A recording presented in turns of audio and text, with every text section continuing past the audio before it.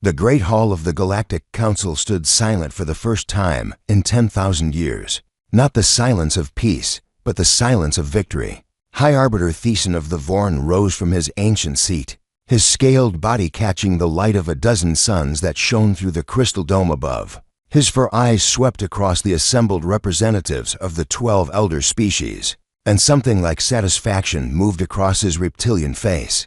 "It is done," he announced, his voice carrying across the vast chamber. "Earth has gone silent. The human threat is ended."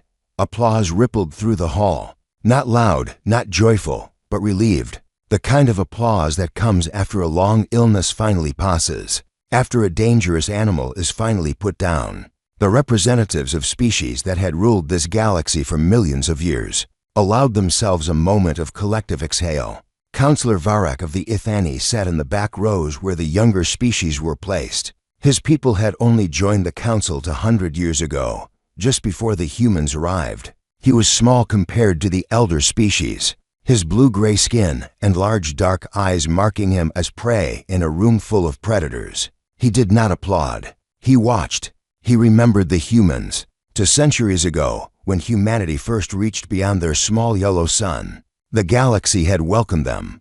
Varak had been young then, barely old enough to serve as a junior diplomatic aide. He remembered the excitement in the halls, the curiosity about this new species that had pulled themselves up from nothing. They were clever, the early reports said, creative. They laughed easily and cried openly and felt everything with an intensity that older species had long forgotten. The council had been pleased. A new species meant new ideas, new art, new perspectives, and more importantly, new resources, new labor, new soldiers for the wars that occasionally flared at the galaxy's edges. But then came the requirements. Varak remembered the human ambassador's face. When High Arbiter Thiessen presented the terms of council membership, all species underwent the process, Thiessen had explained. It was for their own good. The genetic modifications would remove humanity's more dangerous tendencies, their aggression, their tribalism, their stubborn individualism. The population controls would ensure they never grew too numerous. And of course, they would surrender their military capabilities to council oversight. In return, they would receive the protection and guidance of species far older and wiser than themselves. The human ambassador had listened carefully. She had asked questions. She had taken notes. And then she had said a single word that echoed through the chamber like a gunshot. "No, not we'll consider it.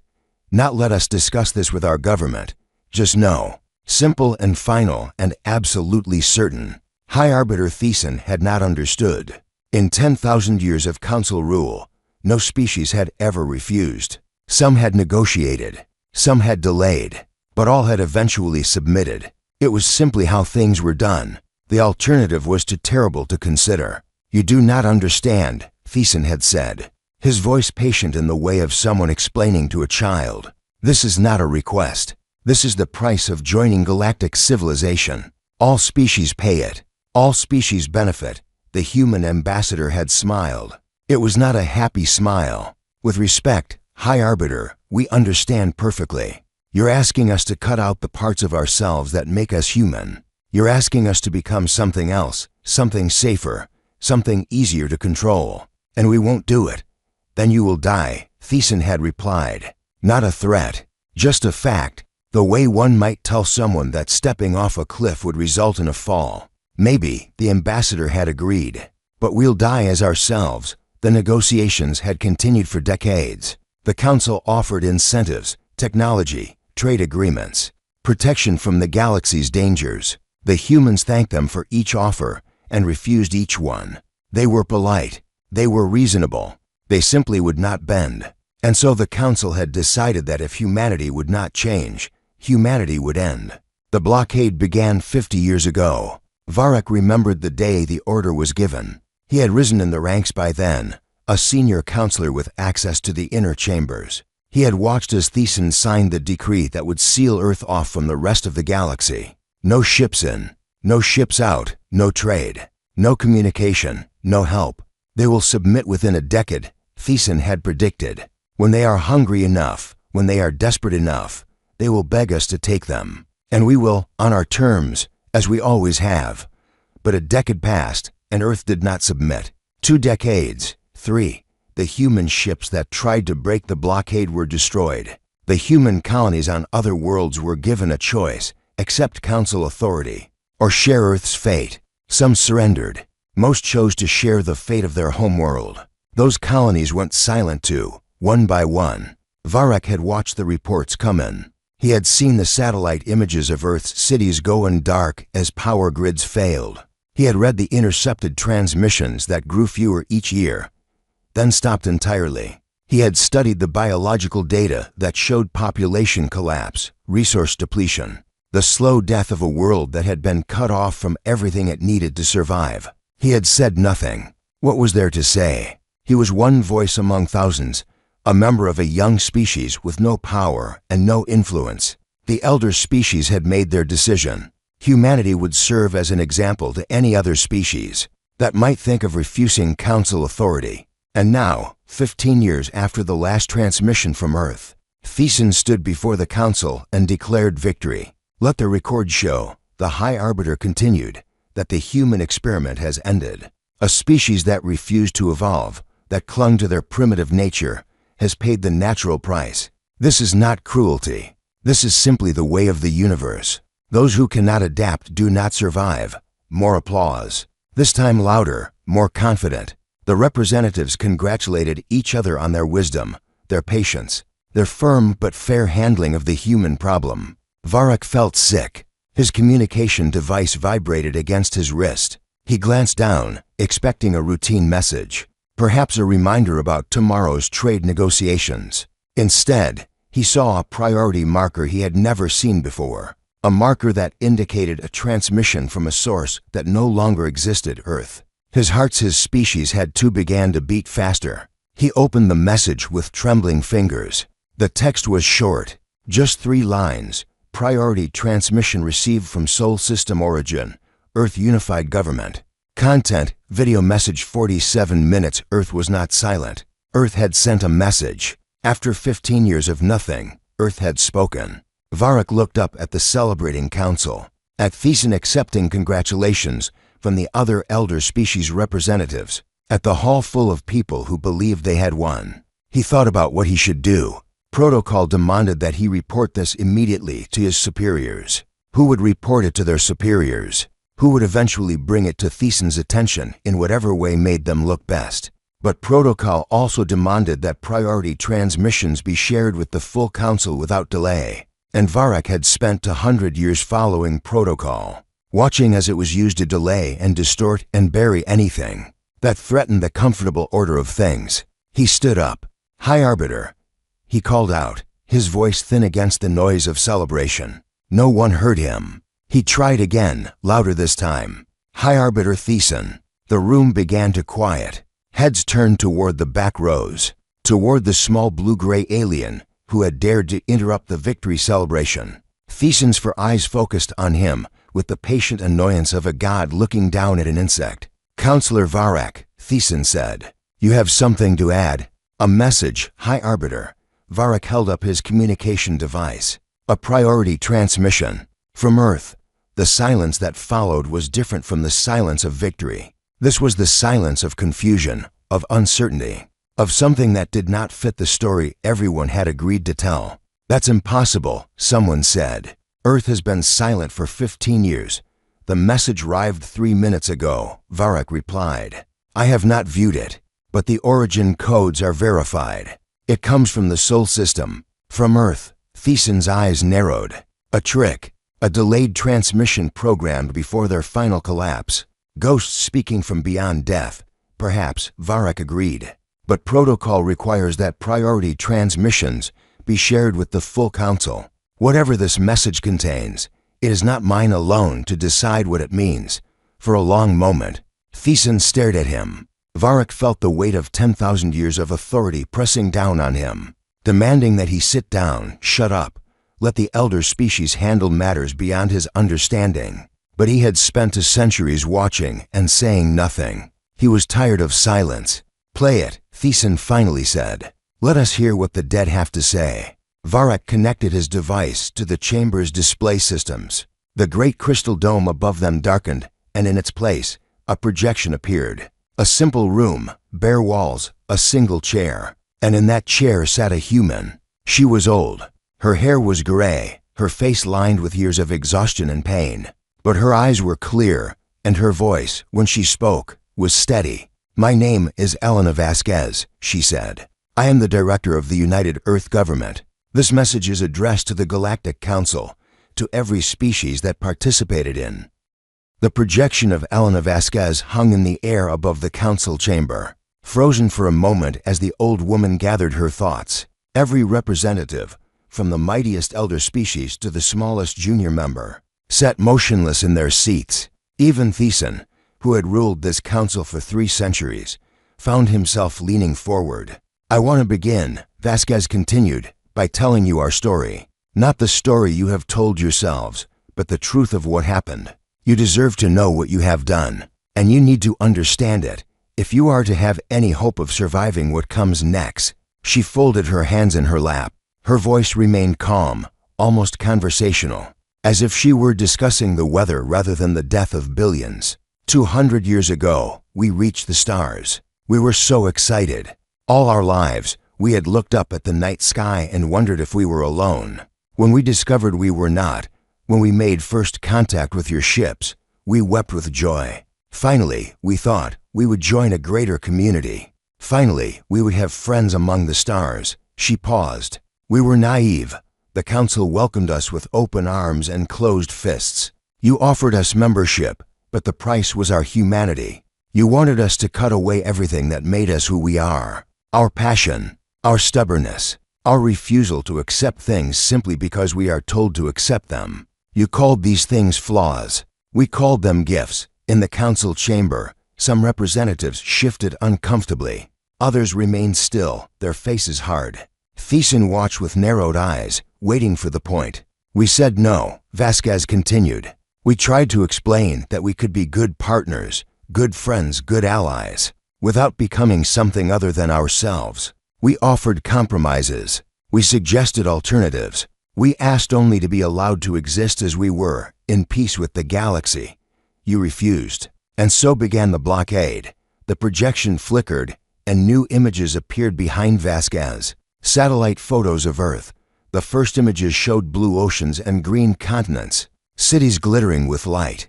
Then the images began to change. Year by year, the lights went out. The green faded to brown. The cities grew dark. 50 years, Vasquez said softly. 50 years you held us in a cage. No medicine from outside our world. No food when our crops failed.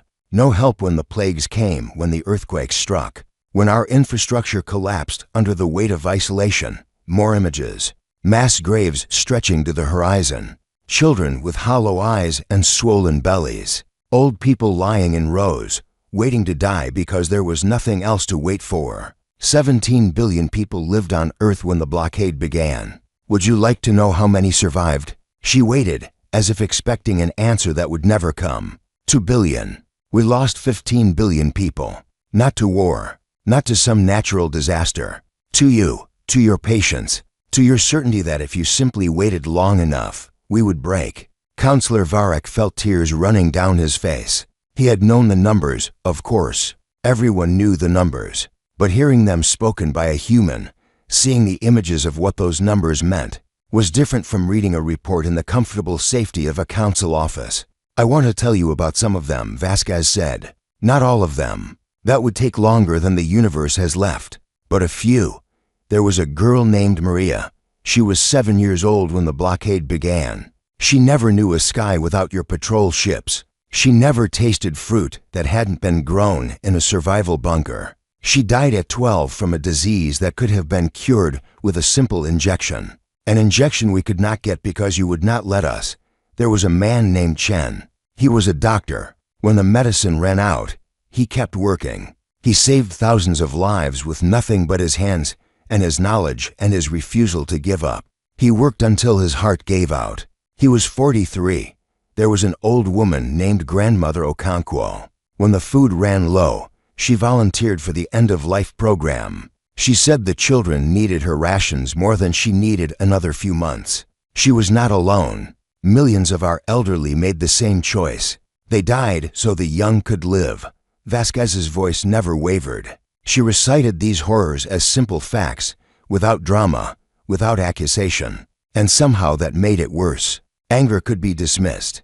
Pain could be ignored. But this quiet recitation of truth was impossible to push away. You expected us to surrender, she continued. You expected that eventually, the suffering would become too great, and we would come crawling to you, begging to accept your terms. You expected us to choose survival over identity. She smiled again, that same gentle, sad smile from before. You did not understand us at all. We did not spend 50 years dying. We spent 50 years deciding. Every person who survived the blockade made a choice. They could have surrendered. At any point, any individual could have signaled your ships, offered to accept modification, traded their humanity for food and medicine. Some did. We do not blame them. But most did not. They chose to remain human. They chose to suffer and to die and to watch their loved ones die, rather than become something else. And in that choosing, they became something more than they had ever been before. The images behind her changed again. This time, they showed not suffering but work. Underground laboratories, factories hidden beneath mountains, schools where children learned in the dark, scientists bent over equations, engineers building machines with salvaged parts. While we died, we also prepared. We knew we could not match your fleets. We knew we could not fight your combined military might. So we did not try. Instead, we did something else. We studied you. Every piece of technology you ever gave us, every scrap of data we could gather, every bit of information we could learn from the universe you tried to lock us out of. We studied it all, and then we found your weaknesses. For the first time, something like fear flickered across Thiesen's face. He leaned forward, his claws gripping the arms of his chair. Your civilization is old, Vasquez said. So old that you have forgotten how to build it. You maintain what exists. You replace what breaks.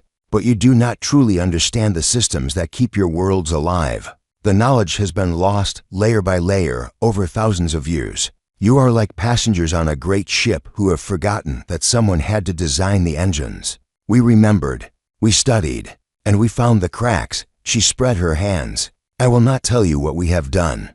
By now, you are already beginning to learn. Reports are coming in from across your territory. Small things, at first. Systems behaving oddly. Equipment failing in unexpected ways. Communications disrupted. These are not attacks. These are demonstrations. We wanted you to understand, before we continued, exactly how vulnerable you are. We wanted you to see the truth of your situation with clear eyes. Every defense network in the galaxy has been compromised. Every power grid. Every communication system, every piece of military hardware. We have had access to all of it for at least 15 years. We simply chose not to use it. Thiesen stood up, his voice thundering across the chamber. Lies. This is a bluff. A desperate attempt to his voice cut off as every light in the council chamber flickered. For exactly 3 seconds, the great hall went dark. Then the lights returned. And every display screen in the room showed a single message in human text, not a bluff. The chamber erupted in chaos. Representatives shouted, demanded explanations, called for their military advisors. Thiesen stood frozen, staring at the screens, his certainty cracking before the simple reality of those 3 words. When the noise finally subsided, Vasquez spoke again. I want to be clear about something. We have the power to end your civilization. Not quickly, not through spectacular violence, but certainly and completely. We could shut down your worlds, one by one.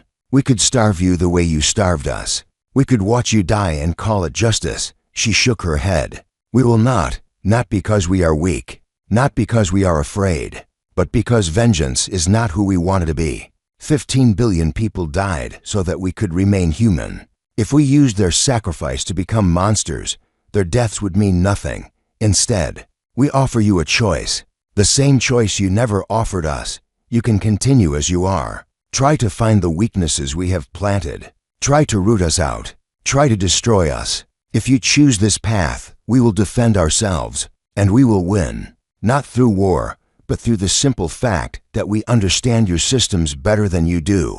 Or you can change, not because we force you, but because you finally see the truth. Your way has failed. Your order has brought nothing but stagnation and suffering. There is a better path, and we are offering to walk it with you. The message will end soon. But I have one more thing to say. Vasquez stood up from her chair. Behind her, the image changed one last time. Thousands of humans, standing together, old and young, every color, every background, every type of person that humanity had ever produced. And among them, aliens. Dozens of species, many of them subject peoples of the Council, standing with the humans as equals. You are not alone. Even now, even after everything you have done, there are those who want to help you. There are species who remember what it was like to join your council, to face the same choice you gave us. They remember, and they chose differently. Together, we are forming something new. Not a council, not an empire, but an alliance. A place where species can be. The first reports came from the Vorn homeworld. Admiral Kesseth stood in the command center of the planetary defense grid, watching his screens fill with error messages. He was old, even by Vorn standards, his scales gone gray with centuries of service. He had commanded fleets in 3 major conflicts.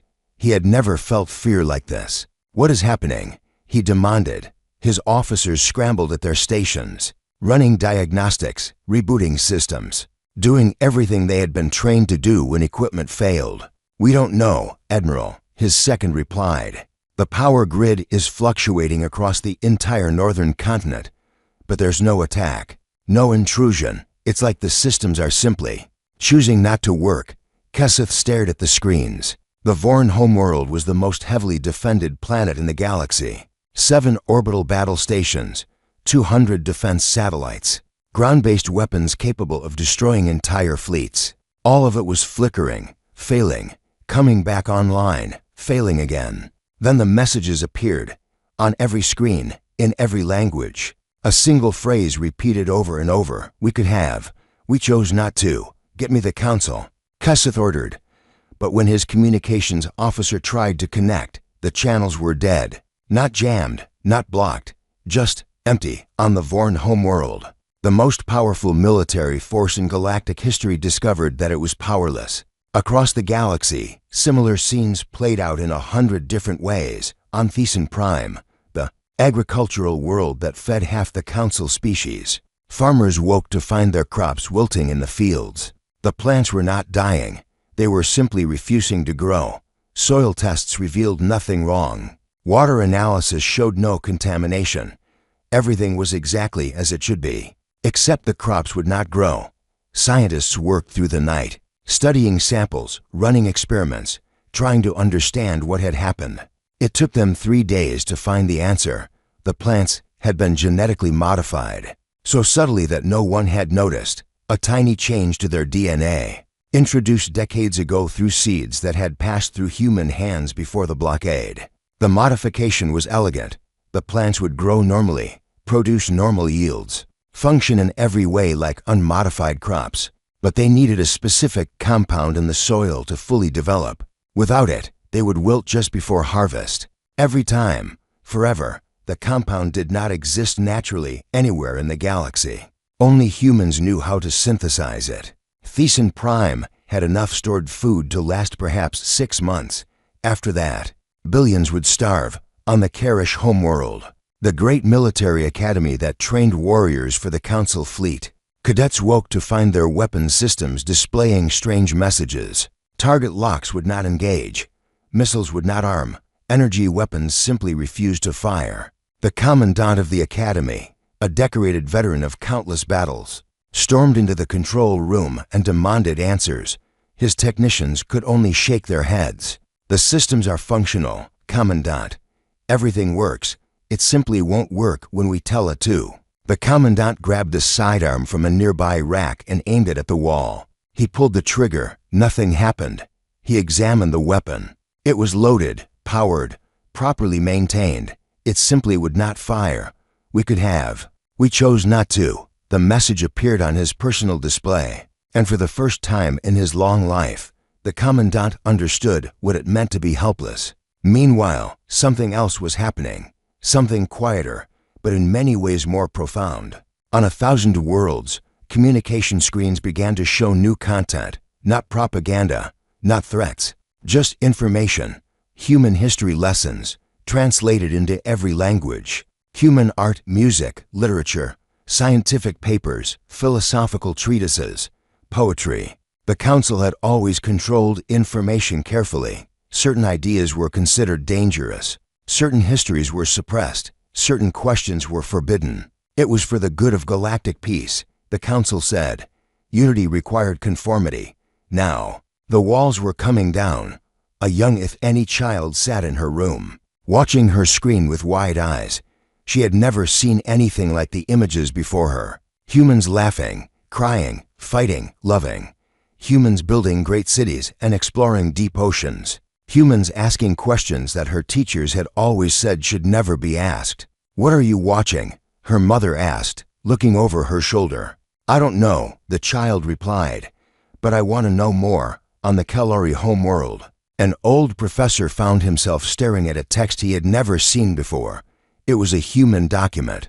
Translated into his language, it talked about something called democracy, about the idea that every person had worth. That power should come from the people rather than being imposed upon them. He had studied political theory his entire life. He had never encountered anything like this. The council had always taught that hierarchy was natural, that some species were meant to rule and others to serve. This document suggested otherwise. The professor began to take notes. On a mining station in the outer reaches of council space, workers gathered around a display showing human music. They had never heard anything like it. The sound stirred something in them, something that had been sleeping for generations under the weight of endless labor and harsh conditions. One of them, a young female of the Dreth species, found herself humming along. Her supervisor would have punished her for wasting time, but her supervisor was too busy dealing with equipment malfunctions to notice. For the first time in her life, she felt something other than exhaustion and duty. She felt joy. Back in the council chamber, chaos had given way to emergency session. Thiessen presided over a room full of frightened representatives, all demanding answers he did not have. "We must strike now," demanded the Karish representative. "While we still have some functional military capability, gather what ships we can and destroy Earth before they finish whatever they're planning." "With what?" Admiral Kesseth's hologram flickered as he spoke from his compromised command center. "I cannot guarantee that any ship will function once it leaves orbit. They have been inside our systems for years. They could disable our entire fleet with a thought." "Then we negotiate," suggested another representative. "We offer them terms. We give them what they want." "And what do they want?" Thiessen asked. "They have made no demands. They have asked for nothing. They simply showed us our vulnerability and walked away." Counselor Varric stood up. The room went quiet. A junior representative from a minor species had no right to speak at an emergency session. "But nothing about this day was normal. They told us what they want," Varric said. "They want us to change. They want us to become something better than what we are. Ridiculous." Thiessen snapped. "This is an attack, dressed up in pretty words. They want to replace our civilization with their own." "Do they?" Varric asked. "They could have destroyed us. You heard the message. They could have turned off our power, crashed our ships, poisoned our food. They chose not to. Why? To make us surrender without a fight. To humiliate us." Varric shook his head. "No, if they wanted us humiliated, they would have done it. They would have shown the galaxy our weakness and laughed at us instead. They showed us our weakness and offered to help us fix it." He looked around the room at the faces of the elder species. These were the beings who had ruled the galaxy for thousands of years. They had never been challenged. They had never been wrong. And now they sat in their ancient seats, paralyzed by a species they had tried to exterminate. "I remember when the humans came," Varric continued. "I was young, but I remember. They were so hopeful. They wanted to be our friends. And we responded by demanding that they cut away everything that made them who they were. When they refused, we tried to kill them. All of them. 17 billion. People starved to death because they wouldn't become something else." His voice broke, but he kept speaking. "And what did they do? They could have become monsters. They could have spent 50 years planning revenge. Instead, They spent 50 years preparing to save us from ourselves, even as they died. They were building a future where we could be better. They are not our enemies. They never were. We were our own enemies. And we were too blind to see it. The chamber fell silent. For a long moment, no one spoke. Then a new message appeared on every screen in the room. It was not a threat this time. It was an invitation. Representatives of all species welcome at the following coordinates. Come in peace. Come as equals. Come with open minds. The new alliance awaits. Thiessen stared at the message. His claws dug into the arms of his chair, and something old and angry burned in his eyes. I will not submit to humans, he said. I will not watch everything our ancestors built be destroyed by these children. But around him, other representatives were reading the message, with different expressions: hope, curiosity, the beginning of something that might have been shame. Counselor Varric looked at the coordinates and made a decision. I will go, he announced. My people will send a delegation. We want to hear what they have to say. One by one, other voices joined his, not the elder species, not yet, but the younger ones, the ones who had always followed orders without question, the ones who had watched the blockade and said nothing. They were ready to listen, and some were far away on a heel. The emergency session had lasted 3 days. 3 days of arguments, accusations, and fear. 3 days of watching the galaxy's oldest civilizations try to understand how they had been brought so low by a species they had tried to erase. Counselor Varric had not slept. He sat in his small chamber, watching the reports coming from across council space. The demonstrations had stopped. Whatever systems humanity had compromised remained compromised, but no new failures occurred. It was as if the humans were waiting, giving the council time to think. He thought about what he knew of humanity, not the official records, which portrayed them as dangerous primitives who had foolishly resisted council wisdom, but the real history, the memories he had gathered over to centuries of watching, listening, and saying nothing. He remembered the human traders who had come to his world before the blockade. They had been kind to the Ithani children, teaching them games, sharing stories, laughing at jokes that crossed the barriers of species and language. They had treated his people as equals, not as junior members of a hierarchy. He remembered the human scientists who had freely shared their knowledge, not hoarding it as leverage but giving it away, because they believed knowledge should belong to everyone. He remembered the human ambassador who had said no to the council, and the quiet dignity in her voice when she accepted that her refusal might mean the death of her species. And he remembered the silence that followed. 15 years of nothing, while the council celebrated its victory over a dying world. We were wrong, he thought. We were so terribly wrong. His screen flickered. A new message was coming in, but not through official council channels. This one came from Earth directly, addressed to him personally. Counselor Varric, we would like to speak with you. Will you listen? He stared at the message for a long moment. Then he typed his reply. Yes. The screen changed, and Elena Vasquez appeared. She looked different from her recorded message. Less formal, more tired. She was sitting in what looked like a small office, papers scattered around her, a cup of something steaming at her elbow. Counselor Varric, she said. Thank you for answering, Director Vasquez, he replied. I did not expect to hear from you directly, she smiled. I've been watching you. During the emergency session, you spoke when no one else would. You told the truth when the truth was the last thing anyone wanted to hear. I thought you deserved a real conversation. I spoke the truth because someone had to. What your people suffered, it should not have happened. It would not have happened if anyone had the courage to stand against it, including you. The question hit him like a blow. He had no defense against it, including me. I watched. I said nothing. I told myself there was nothing I could do, that one voice would not matter. I was a coward. Vasquez nodded. Yes, you were. So were we, in our own way. When the blockade began, some of us wanted to surrender. Some of us wanted to fight. We spent years arguing about it while our people died. We made terrible choices, sacrificed people who should have been saved people who begged to be sacrificed. There were no good options. There was only suffering, and the question of what kind of suffering we could live with. How did you survive it? Varric asked. Not physically. How did you survive it here? He touched his chest, where his hearts beat. Vasquez was quiet for a moment. When she spoke, her voice was softer. We told ourselves stories. Every night, in the bunkers and the shelters and the places where we hid from your patrols. We told stories about who we were, about who we wanted to be, about the future we were trying to build, even if we would never see it. She picked up a worn piece of paper from her desk. This was written by a child named Thomas.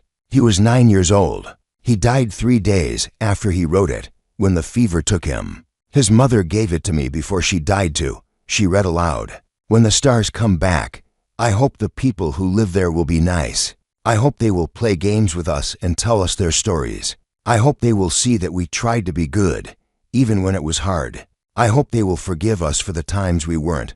Varric felt tears running down his face again. He forgave us. After what we did, he didn't see it as us and you. He was 9 years old, dying of a disease that should have been curable. And he was thinking about the future, about how to make things better. Not about revenge, not about justice, about kindness. She set the paper down. That's why we didn't destroy you, counselor.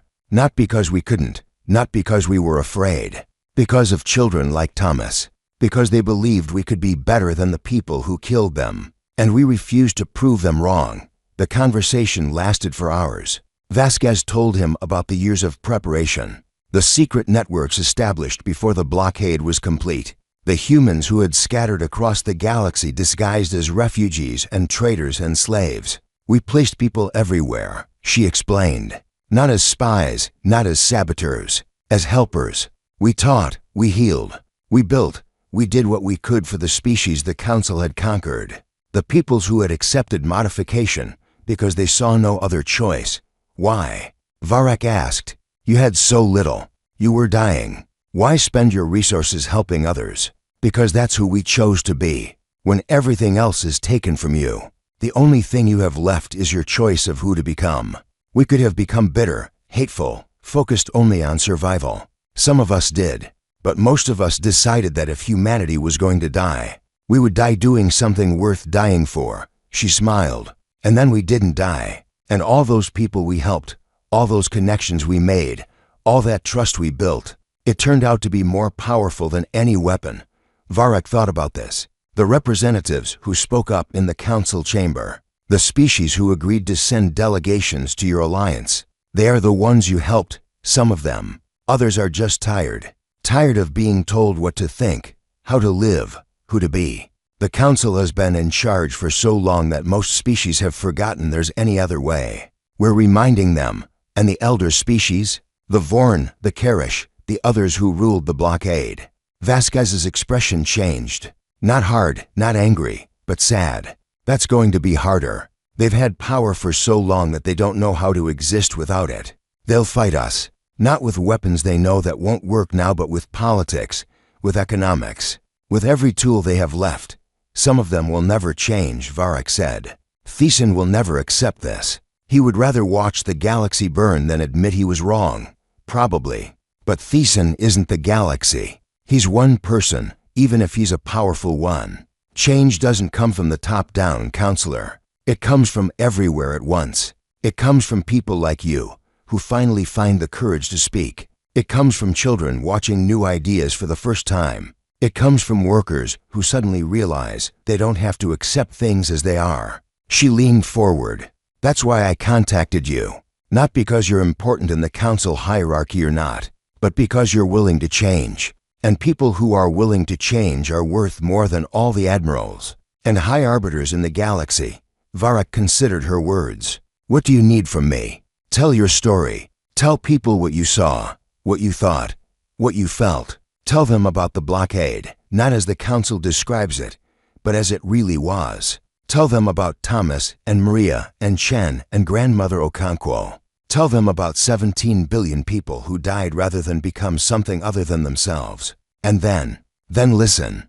Go to the Alliance, meet the humans and the other species who have joined us. Listen to what they have to say. And when you come back, tell that story too.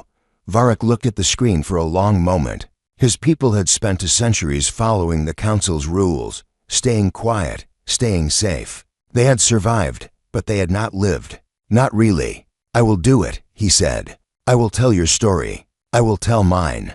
And I will listen to whatever comes next. Vasquez smiled. Thank you, counselor. That's all we ever asked. Not submission, not obedience. Just people willing to listen, to think, to choose for themselves. One more question, Varric said. The demonstrations, the compromised systems. Will you restore them?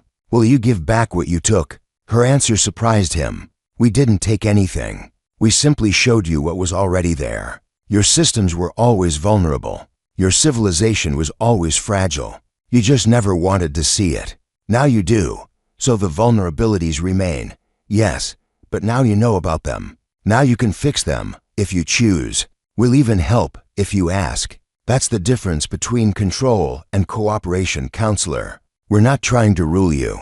We're trying to help you stand on your own. The connection ended, and Varric sat alone in his chamber. Outside, the galaxy was changing. Species that had been silent for millennia were finding their voices. Powers that had seemed eternal were discovering their limits. And somewhere, on a world that should have been dead, humans were reaching out their hands to the people who had tried to kill them. He began to write. Not an official report, not a diplomatic document, but a story. His story. And through it, the story of humanity. It was time for the galaxy to listen. 1 year had passed since the message. The galaxy was not the same place it had been. The Galactic Council still existed, but its authority had crumbled. 32 species had formally left to join the new alliance. Dozens more had begun quiet negotiations. The trade networks that had sustained council power for millennia were fragmenting, reorganizing, finding new shapes. And Earth was healing. Elena Vasquez walked through the memorial of the fallen, her footsteps echoing against the black stone walls. The memorial stretched for kilometers, a dark ribbon cutting through the green hills that had finally returned to the continent. 17 billion names were carved into those walls. 17 billion people who had died during the 50 years of darkness. She stopped at a name she knew well. Thomas Reyes, age 9, the boy who had written about hope while dying of a preventable fever. She traced the letters with her fingers and felt the weight of what they had accomplished, pressing down on her shoulders. A voice spoke behind her. Director Vasquez, thank you for meeting me here. She turned to find a Karish admiral standing a respectful distance away. He was tall, his warrior's body still strong despite his age, but his posture held none of the arrogance that usually marked his species. This was Admiral Thiessen the Younger, nephew of the High Arbiter, and the first member of an elder species to formally defect to the Alliance. Admiral, she acknowledged, you asked to speak privately. I assumed you had a reason for choosing this place. He stepped forward, his eyes moving across the endless names. I wanted to understand. I wanted to see what we did, with my own eyes. They walked together in silence for a while, moving deeper into the memorial. The names went on and on, a catalog of suffering that could never be fully grasped. I commanded ships during the blockade, Thiessen the Younger said finally. I destroyed human vessels trying to escape. I watched them burn and felt nothing but satisfaction. I believed I was doing the right thing, protecting the galaxy from a dangerous species. Vasquez did not respond. She let him speak. When the message came, when we saw what you had done, I was afraid. I thought you would destroy us the way we tried to destroy you. I thought it was only a matter of time before the vengeance came. He paused. I hoped for it, in a way. It would have been simpler. We would have been victims, martyrs to human aggression. It would have proved everything we believed about your species. But instead you offered peace. Yes, and that made you angry. He nodded. It showed me that everything I believed was wrong. Not just mistaken, but morally wrong. I had spent my life serving a cause that was unjust.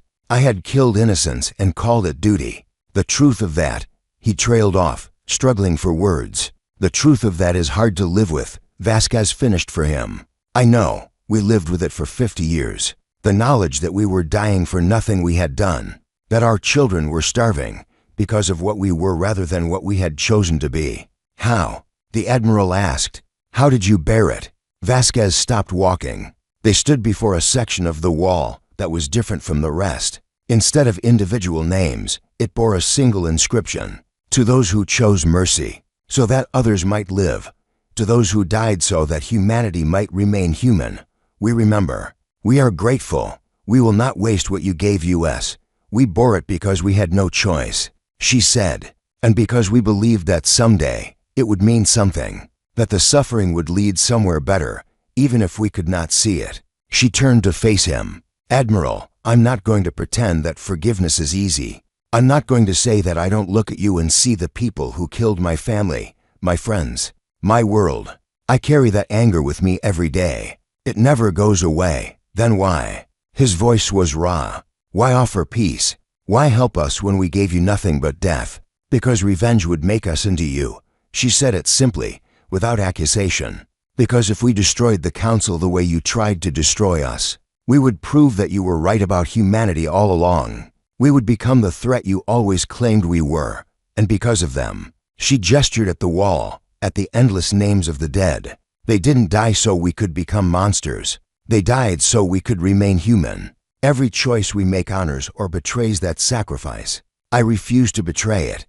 Thiessen the Younger stared at the wall for a long moment. When he spoke again, his voice was barely a whisper. My uncle will never accept this. He would rather die than admit he was wrong. He is gathering those loyal to him, preparing to resist the Alliance by any means necessary. I know. He sent me here to spy, to find weaknesses, to report back anything that might help him bring you down. I know that too. The Admiral looked at her in surprise. You knew, and you still agreed to meet me? Alone, Vasquez smiled. Admiral, I've been doing this for a very long time. I knew what you were the moment you requested this meeting. I also knew what you could become, if given the chance. She began walking again, and he followed. They emerged from the memorial onto a hillside overlooking a valley. Below them, a city was being rebuilt. Human and alien workers moved together, constructing new homes, new schools, new hospitals. Children played in parks that had been barren wasteland just a year ago. That's the choice, Vasquez said, pointing at the scene below. We can keep fighting, keep destroying, keep proving to each other that we were right to hate, or we can build something new, together. What would you have me do? Go back to your uncle. Tell him whatever you need to tell him. But when the moment comes, and it will come, I want you to remember this place. Remember the names on that wall. Remember the children down there, learning to live without fear. She met his eyes. And then make your choice. 3 months later, High Arbiter Thiessen launched his counter-revolution. A coalition of elder species loyalists seized control of 17 worlds, declaring the restoration of traditional council authority. They demanded the immediate dissolution of the new alliance and the surrender of all humans. To protective custody, the galaxy held its breath. In the Alliance capital, a meeting was held. Representatives from 63 species gathered to decide their response. Many called for immediate military action. The Alliance had the capability now the systems humanity had compromised, gave them an overwhelming advantage. A swift strike could end the rebellion in days. Elena Vasquez stood before the assembly. I understand the desire for decisive action, she said. I understand the fear that if we do not act quickly, the rebellion will spread. But I ask you to consider what we are trying to build here. The Alliance is not just another empire with different rulers. It is a new idea. The idea that species can live together as equals, that strength does not require domination, that we can disagree without destroying each other. If we answer violence with violence, we prove nothing except that we are as brutal as the Council ever was. If we crush the rebellion with our technological advantage, we become the threat that Thiessen claims we are. Instead, I propose we do something harder. We wait. We offer dialogue. We make it clear that anyone who wishes to leave the rebellion may do so without punishment. We show the galaxy that the Alliance wins not through force, but through example. The debate lasted for hours. Many species, especially those who had suffered most under Council rule, argued for immediate retaliation. But in the end, Vasquez's approach won narrow approval. The rebellion lasted 8 months. During that time, not a single Alliance ship fired a weapon. Instead, they broadcast. They shared stories. They invited dialogue. They showed, again and again, that there was another way. One by one, worlds began to defect from the rebellion, not because they were forced, but because they chose to. The ordinary people of those worlds watched the alliance and saw something they had never seen before, a power that did not need to dominate to be strong. Admiral Thiessen the Younger was the one who finally ended it. When his uncle ordered the destruction of a civilian transport carrying refugees to Alliance space, he refused. More than that, he broadcast his refusal across every channel in the galaxy. I joined this rebellion because I believed the Alliance was a threat to everything I valued. He said, I was wrong. The Alliance is not a threat. It is a promise that we can be better than we have been. I choose to believe that promise. He turned his ship toward the Alliance border. 3/4 of the rebel fleet followed him. High Arbiter Thiessen was found dead in his chambers the next morning. The official report listed natural causes. No one investigated too closely. 5 years later, Counselor Varak, now Ambassador Varak of the Ithani, stood before the United Assembly. Of what had once been council space, representatives of over 100 species filled the Great Hall, species that had been enemies. Subjects, strangers, now working together as equals. He held a document in his hands. It was the final draft of the new Galactic Charter, the framework that would govern the Alliance going forward. This document represents something unprecedented, he said. It was written by beings who, a generation ago, would have been incapable of sitting in the same room together. It establishes no supreme authority, grants no species special privileges, demands no conformity of thought or culture,